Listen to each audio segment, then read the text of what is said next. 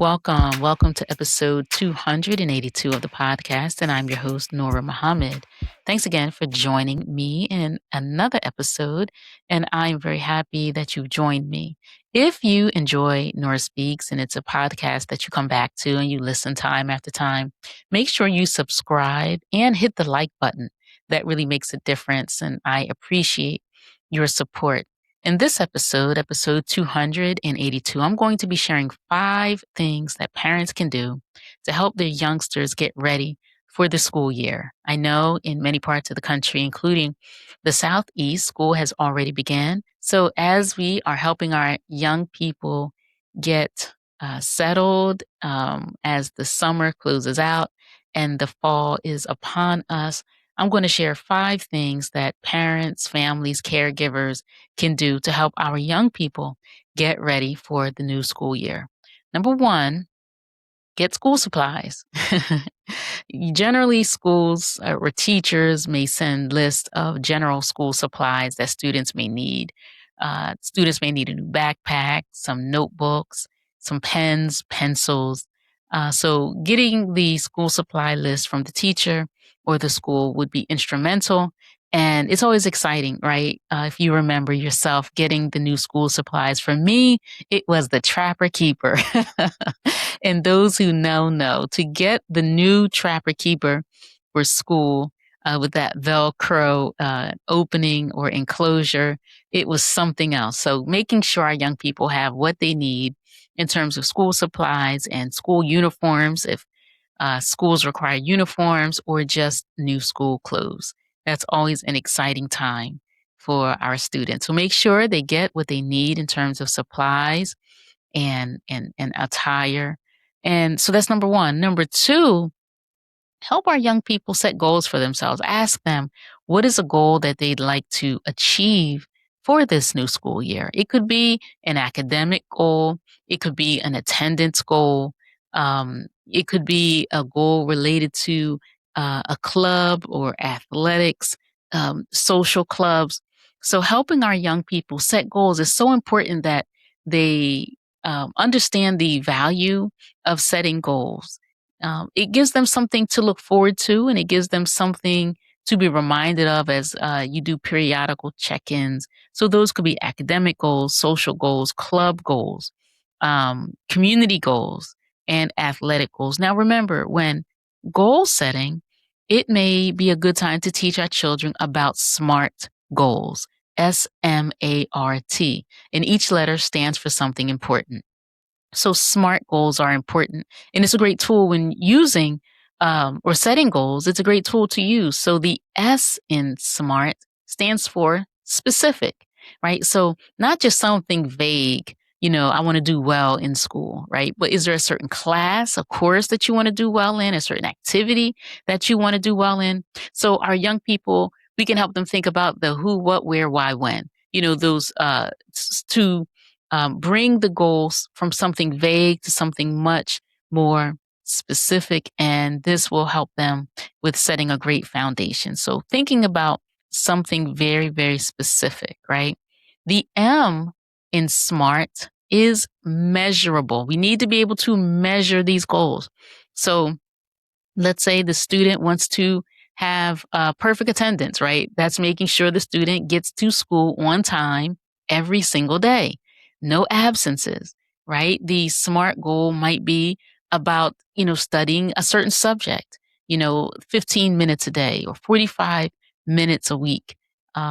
Making sure that any goal that's set can be measured. If it's a goal that can't be measured, it could be something that could be difficult to achieve. So making sure whatever that is, it could be measurable. If that's related to athletics, right? And a student wants to have a goal of achieving X amount of points, right? That means that student's going to have to practice and practice and practice. So if the student wants to achieve a certain number of points or outcomes in their particular sport, then that student's going to have to train, right? So set a goal about the training and make sure that's measurable, right? So a goal should be something that we can quantify and measure. The goal should be achievable, the goal should be achievable, right? Setting a realistic goal for that student. So, for example, a student that hasn't taken algebra probably shouldn't be setting a goal for calculus. Not yet, right? But perhaps that student can set a goal of, getting a B plus, getting an A plus in their math class, right? So the goal should be related to the student's courses, the student's activities, right? That way, we could be successful in achieving that goal. So make sure that that goal is achievable, right? Because we want to make sure that um, if we're not setting goals that are achievable, then that can create some hopelessness, right? If a student is setting a high bar, and you think that that might not be achievable, not that we are thinking less than, but we should have an idea of our young people and our students, right? So making sure that the goal that they're setting is achievable, and then once they achieve whatever that goal is, then we're on to the next goal. But make sure the goal is achievable. Make sure the goal is relevant. That's the R in SMART. Make sure the goal is relevant for that particular student. Okay. For example, an eighth grader shouldn't be thinking about playing varsity.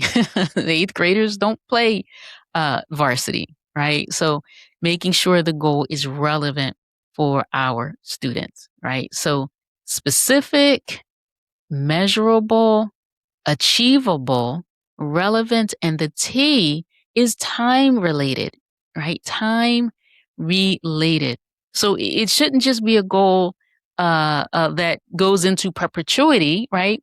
When is it that we want to achieve this goal? Is it a marking period goal, a quarter goal, a semester goal? Is it a weekly goal? Is it a monthly goal? So making sure whatever the goal is, that there's a time ending to it, right? So you say, okay, in 3 weeks, this is what I want. Even if it's, I don't know, keeping my room clean for 2 weeks, right? Or cleaning my room once a week, right? So making sure that that's something that has an ending point and a realistic ending point, right? So making sure we are helping our young people set goals and using the SMART goal setting method as a tool. That's very helpful, right? So the first way we can get our students ready for school is to get their school supplies, uniforms, making sure they're ready, right? Number two, helping our young person set goals. And then number three, creating a plan to achieve those goals. And in creating that plan to achieve the goals, not just just setting a goal and not having a desired way or a specific way to achieve those goals, but kind of creating a map for those goals. And in that map, we want to make sure we include people who are relevant to helping us achieve those goals. That could be a mentor, that could be a tutor, that could be a teacher, that could be an administrator at the school, that could be a coach, right? So helping our young people identify people that are relevant to helping them achieve that goal, and then helping them map out that goal, right? Again, it's not just saying this is what I want to do and not having any formula that helps them achieve the goal, right? So create a plan and identifying those partners. That is number three. Number four, routine, routine, routine, routine.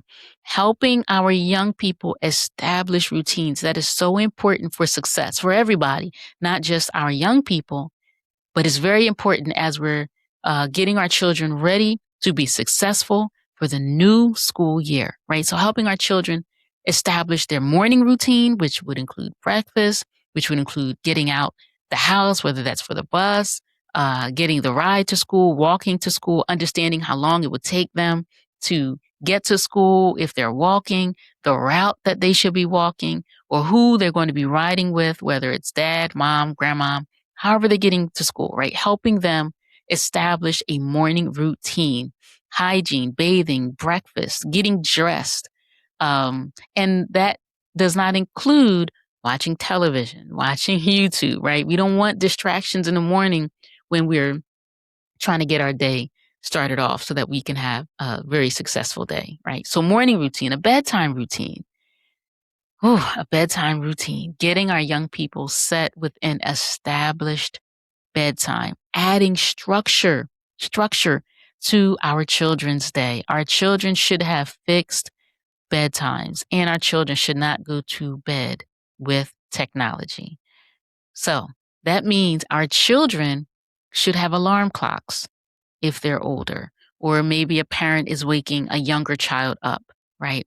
So a bedtime routine is very important, whether that's getting their clothes ready for the next day, getting their bathing done if they bathe at night and not in the morning, and then kind of the wind down part of the day so that when they do hit the pillow, they're ready to drift to sleep, right? So that is sort of setting some environmental factors up as well, right? So our children have the morning routine, the bedtime routine, a technology routine.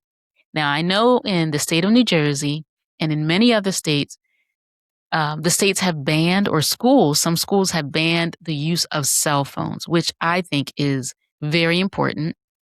If parents need their children, they should be able to call the school.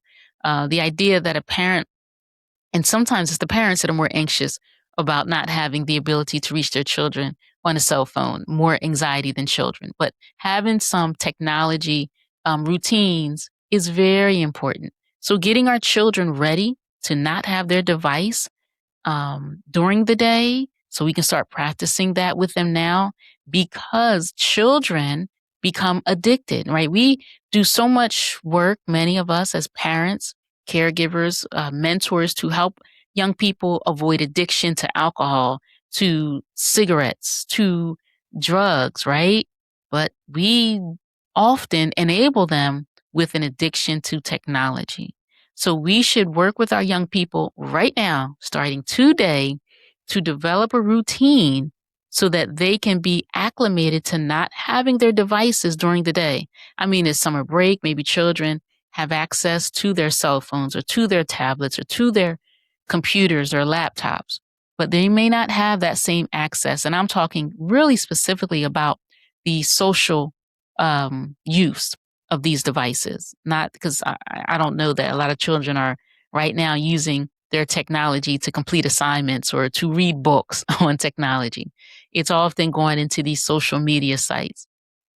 So they're not going to be able to do that during the school year, during the school day. So let's get them ready for that. And then when they come home with the technology, designate a time frame that they can use it, right? Or perhaps an earning system for them to use it on a limited basis.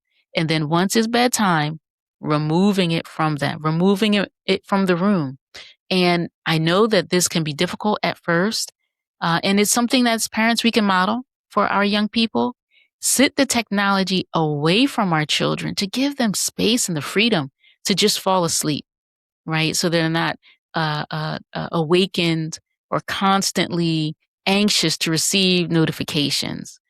That can be kind of a form of enslavement in a way. We're so tethered to these devices. So helping our young people create distance and become acclimated to distance from technology. So we need a routine for technology as well. We also need a routine for after school, right?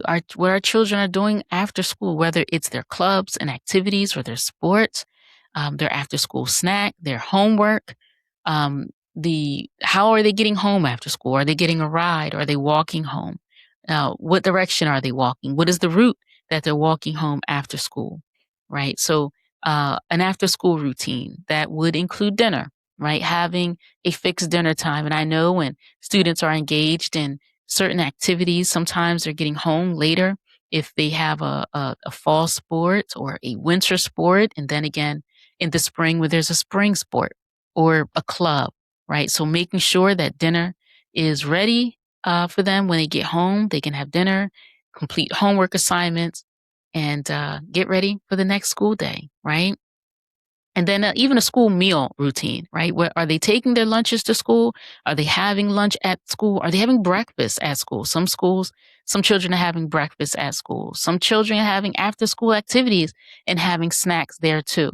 So we should make sure we're helping to establish routines and getting them started now before school starts, the bedtime routine, so they can get practiced with having a bedtime. Listen, children should not be going to bed at 11 o'clock, at 12 o'clock, at 1 o'clock. And then we expect the student to be ready to learn, one, ready to get out the house on time, but then ready to learn. Our children need about 8 hours of sleep. Our children are getting less and less sleep. And sleep is something that is very important for the body to rest, for the mind to clean itself. I mean, our brains is doing work even when we're asleep. That's a recovery time. And so we have to make sure our children have the appropriate amount of time. And as caregivers, as parents, we have to be the ones to establish that structure for them. So our children, especially our young children, should be getting in bed at 8 o'clock, right? And then maybe our middle schoolers are getting in bed a little bit later, and our high school students a little bit later. But no children should be going to bed around 1 o'clock or midnight. We should be helping them establish a routine, and we should be modeling that for them as well as their caregivers and as their parents. And then number 5, in getting our children ready for the new school year, the medical appointments. Make sure our children are having their well visits, their annual physicals, or if they need sports physicals, they're getting that done. They're getting their vision checked, right? If your child is dealing with headaches, and we know that looking at these screens, looking at them close, looking at the television, looking at these computers, right? Making sure that we are getting their vision checked. Sometimes they may have headaches because their vision is an issue, or perhaps they're having headaches because they are using these screens a lot. And if, doctors will tell you that it is not natural that we are constantly looking at something that's close to our faces, right? How often are our children looking, in the distance, even miles in the distance? And this is us too, right? We are looking at the television. We're looking at our iPads, our tablets, our cell phones. How often are we exercising our eyes to gaze into the distance, right? And sometimes we may live in cities, and it could be hard to look into the distance, but we have to do exercises where we are casting our gaze for something very far away, right? But anyway, our medical checks, our vision checks, right? Hearing checks, that's important. And often when a child goes to their pediatrician, they are doing a vision and they're doing a hearing check. And then equally, or maybe more important, are dental visits. Our children should be having dental visits twice a year. And I know that, medical insurance or dental insurance could be a barrier for some, but our children must have dental visits and practice good dental hygiene. But we should make sure. I just saw my dentist recently, and she and I were talking about some disadvantages that certain communities have and certain families have where they don't have dental insurance. And so she was letting me know that she's going to be having her day in February where she does free dental screenings for children who don't have dental insurance. I love my dentist. She's a great lady. And so I'll make sure I share that with the Nurah Speaks audience. When she establishes that date, she's going to let me know for sure so that I can share it with the community and families that I work with. But, if a child is having a toothache, if a child is having a bellyache, if a child is having headaches because there's vision issues, learning is going to be impacted. So it's very important that we make sure our children are seeing those specialists, those doctors, so that we can identify what's going on. There might be things that we are looking at, and a dentist may see a cavity that we might not recognize, right? There could be a vision issue that the child may not know to report. But a vision test can identify that, right? So make sure our children have those medical visits. So again, I will repeat those 5 ways we can help our children get ready for the new school year. School supplies, school uniform, right? Goals, help our young people set and establish goals. and then create a plan to achieve those goals, which include identifying partners to help with achieving those goals, right? Developing a routine, right? Morning routine, after school routine, bedtime routine, technology routine, meal routine, establishing routines. That's so important. Medical visits, as I just said. And then the bonus, I'll say, in helping our young people get acclimated is make sure, I know it's in summer break, but we're coming out of the summer break. So getting them reacclimated to doing things that are academically oriented, right? So reading, writing, and doing some math work. And you can go on the internet and you can print worksheets, or our children can go in certain websites where they can to do reading exercises, writing exercises, and math exercises just to get them reacclimated. And us as parents and the community showing our excitement for the promise of a new school year and the opportunity to achieve goals, exceed expectations, improve in areas that perhaps the child didn't do so well in, and just be excited about learning. And school time is always an exciting time. And we want to make sure we position our young people to have the best school year and to have the best outcomes and as much success as possible. Thank you so much for joining me in this episode 282. Again, make sure you like this episode, subscribe to the podcast. You can subscribe to YouTube, or you can subscribe to Nurah Speaks on Apple Podcasts, Spotify, wherever you stream great podcasts. Thank you so much for joining me in this episode. Until next time, stay in peace. We were brought here as a piece of property. And to keep that piece of property, it is to not allow the property to know the value of the property. What I mean by that, if you had known the history of yourself, you would not have been made a slave. And you won't be a slave now if you have a knowledge of yourself. It's hard to enslave a person that have equal knowledge with you. You just can't do it. And so this knowledge of yourself is the thing that will free you from what you have been suffering from. Thank you for listening to another episode of Nurah Speaks. Look out for a new episode coming at you fresh next week. And if you want to learn more about me and the work that I do, you can visit my website, NurahSpeaks.com. Or if you have a listener question, you can email me at Nurah@NurahSpeaks.com. You can also follow Nurah Speaks on X, Instagram, and Facebook at Nurah Speaks. I will be sure to include links in the show notes. If Nurah Speaks has value to you, please subscribe, rate, and review, and share with family and friends. And be sure to check out previous episodes. And remember, don't just join the movement, be the movement. Stay in peace.